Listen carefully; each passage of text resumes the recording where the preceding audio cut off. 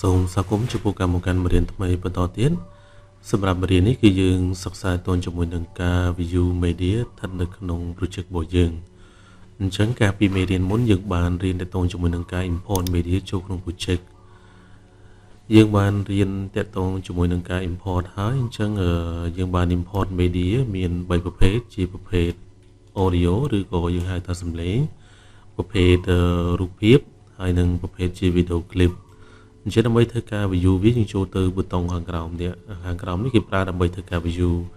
អញ្ចឹងការ view របៀបនេះគឺជាការ view ជាលក្ខណៈ list ហើយអានេះគឺជាការ view ជាលក្ខណៈ icon គឺវាធំជាងមុន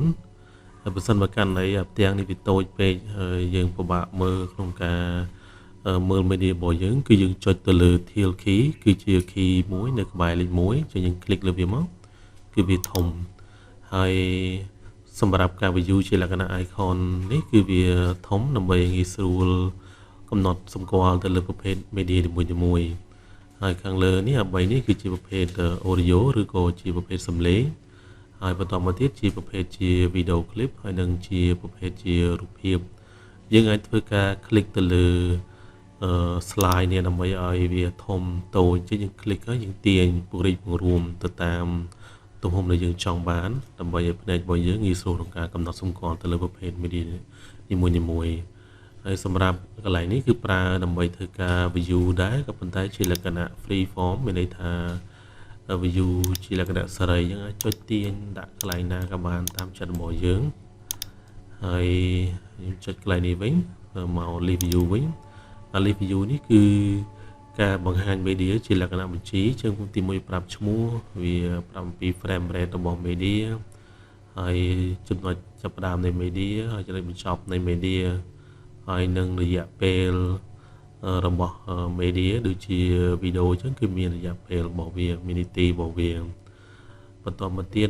វាមានព័ត៌មានច្រើននៅខាងលើនេះដូចជា video duration ហើយនឹងព័ត៌មានទាក់ទងជាមួយនឹងទំហំរបស់រូបភាពឬក៏វីដេអូដែលយើងបានធ្វើការ import ចូលហើយយើងអាចធ្វើការ click ទាញពង្រីកពង្រួមវាដែរដើម្បីងាយស្រួលមើលលើកខ្ញុំចូលមកនេះវិញហើយសម្រាប់កន្លែងនេះគឺប្រើដើម្បីធ្វើការ search រក media បើសិនបើយើងមាន media ច្រើនយើងអាចចុចកន្លែងនេះហើយបញ្ចូលឈ្មោះហើយយើងចុច search មកដើម្បីឲ្យយើងធ្វើការស្វែងរក media ហ្នឹងបានលឿនហើយខ្ញុំត្រឡប់មកនេះវិញខ្ញុំគិតថាมันពិបាកទេទាក់ទងជាមួយនឹងការតម្រៀប media នៅក្នុង project ហើយដើម្បីត្រឡប់ទៅវិញនោះគឺយើង click ទៅលើ tilt key ដើម្បីវាទៅរួមតូចវិញអញ្ចឹងមេរៀននេះយើងរៀនទាក់ទងជាមួយនឹងការ view media